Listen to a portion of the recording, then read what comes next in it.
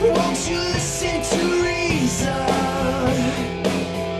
Will you open your eyes? It's a wonder what you'll find with an open mind. You may be surprised.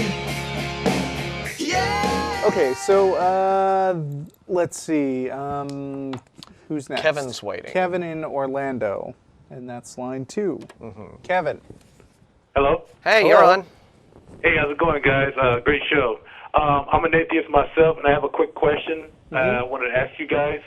Hello? Can you hear me? Yeah, I'm listening. you're on. You're good. Go on. Go on. Did we lose Kevin? Kevin? Oh, well, that sucks. I think we lost Kevin, but we have his... We know what the question is. Yeah.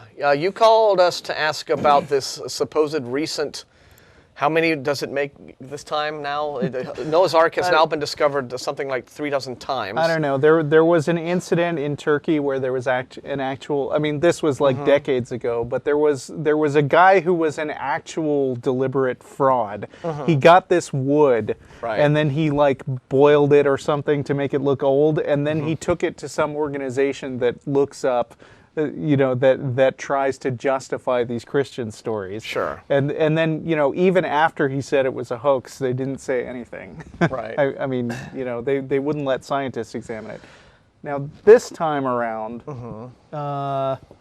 and of course, it's sources like Fox News and WorldNet Daily are reporting on this. No legitimate news outlet is reporting on this. Right. But apparently, earlier this week, there was yet another discovery of what the discoverers are claiming is Noah's Ark on a mountain in Turkey, and they've supposedly. This is interesting. They've carbon dated it to 4,800 years old. This is the claim. Yeah. So isn't it now they interesting? believe. Yeah, isn't it interesting? Now suddenly, carbon dating is something that Christians accept, right? I mean, you try to show them fossils, and you try to show them all different sorts of archaeological proof and paleontological evidence for. Well, this is how we date dinosaurs, and this is how we date the strata. And they say, "Oh, well, that's just fake. It didn't work." And then, but when it comes to, then they say, "Don't you know that carbon dating has been proven to be completely unreliable? Yeah. Why, there was this rock that I dug up 10 minutes ago, and it was 70 trillion years old." It's like when you carbon date the the Shroud of Turin. To demonstrate that the cloth doesn't go back much farther than, say, the 13th, 14th century, then carbon dating is a fraud. Correct. But when it comes to but suddenly it's not a fraud now when it's their ark. Yeah. Here's the thing: discoveries like the Shroud of Turin and Noah's Ark are really great ways that you can witness this odd sort of love-hate relationship that fundamentalist Christians have with science, right? I mean, on the one hand, they really disdain science because it's science's job, essentially, to piddle all over their beliefs, right? They have, whatever their religious, teaching tells them about the history of the world and where people came from or this, that, or the other thing. Along comes science with all of its, research and its evidence and everything else. And sticks its little willy right in the middle of it all and spoils the fun. So they really have this disdain for science, but at the same time they recognize, well, in a contemporary, modern, rationalist culture, rationalist society, you kind of have to have some scientific backing because that's how you're legitimate, right? That's It's a lot like what I was saying when I went to Peoria a few weeks ago and got to lecture and basically do sort of a live version of the Atheist Experience with Matt. One of the things that I brought up in my talk was, they used to think, the Egyptian culture used to think they knew the answer to why the sun moves across the sky. It's because Ra carries it in his barge. And I said, well, I don't want to seem closed-minded here. How many of you guys think that Ra carries the sun around in his barge? And, the thing is, these answers eventually fall out of favor. And, I mean, people eventually wind up at the scientific answer. The scientific answer has general credibility among people, even if they don't want to deny it. I mean, even if they do want to deny it. Let's see. But that's the point is they recognize in science an agent of prestige, right? I mean, Right. as much as they can't stand evolution, an as much as they authority. can't, they understand. All right, well, this is how we have to go about things in order to be accepted in today's world. So, this is why you get things like the Turin Shroud, and this is why you constantly see creationists trying to reformat old school creationist beliefs into things that, like intelligent design, Well, I make mean, it sound they all called it sciencey. scientific creationism first, when just creationism didn't fly. Right. So creationism evolved basically into more and more sciencey sounding beliefs in an effort to sort of gain legitimacy. But at the same time, they always wanted to bypass the actual scientific method, Right. which is experimentation, peer review, have it, and just have it legislated directly into the classrooms without having had any Right. of their So- ID go through the actual process of rigor that you have to go through to say, oh yeah, this really works and there's evidence to back it up. So in this particular story, case in point, Right. there was a group of Christians that held a news conference to announce that they were 99.9% sure that we had found Noah's Ark. Now, as far as I could tell, that's not any different from them just saying, we're pretty darn sure. But sticking a number on it. Now, I Yeah. mean, if I was going to make a pseudo-scientific fake press release, then I would say, like, we're 92.7% sure, because that would sound like not a number that you just made up.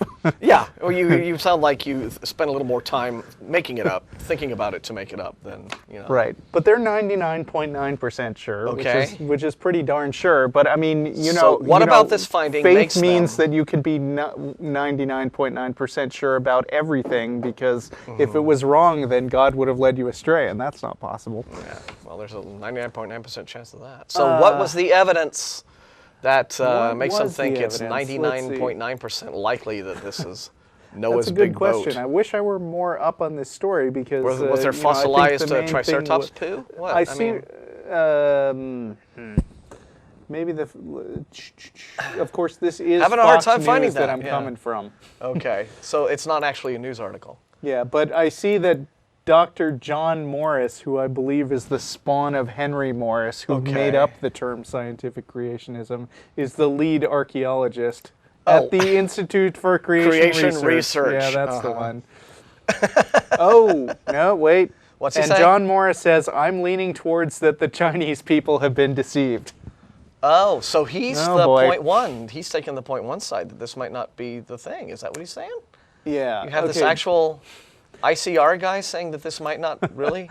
Doctor- There's a schism. There's a rift. Dr. Randall Price, head of the Judaic Studies at Liberty University, which is Jerry Falwell's outfit. Don't you love this? We have fake newspapers, fake websites, fake universities, fake science. This is great.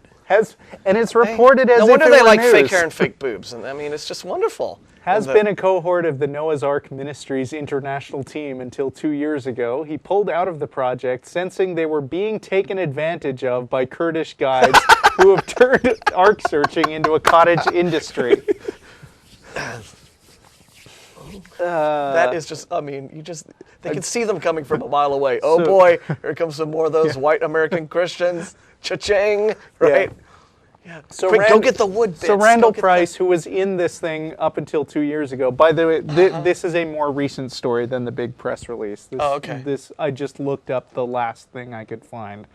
Price said, I think we can't rule out the possibility that this is a hoax, because a lot of things, the things that happen in that region of the world, and especially with the Kurdish guides that are involved, are designed to extract money from gullible people. Oh. Folks, religious discoveries in a nutshell. Yeah. Okay. Well, even if let's say, setting aside the whole little problem that all of the creationists who believe in Noah's Ark, that believe that it was actually settled on Mount Ararat in Turkey, haven't really understood their scriptures very well, because the scriptures don't actually say that the boat came to rest on Mount Ararat. It says that it came to rest on a mountain in a land called Ararat. Okay. Which is one of those weird semantic things, but at the same time, how would you know it was Noah's Ark? Even if you found a boat. Let's say that you went up a mountain and you found a boat, and maybe it was even a pretty big boat. Well, how would you know it was that boat, right? I mean, would you expect to find registration papers in the glovey or what? Saying there's Noah's? Would you expect to see a plaque? Yeah. You know, or graffiti, or how would, I mean... I don't know. It's just wonderful, wonderful. Okay, so next we got... Well, see, Right, we so lost that's that what call, we think of Noah's Ark. we were even able to just go off on that call, even though we lost the call. That was fun. That's what's just one of the wacky things that happens around here. The content of this video is produced by the Atheist Community of Austin, a nonprofit educational organization promoting positive atheism and the separation of church and state. If you enjoyed this content and are willing and able to provide a donation, please visit the website below.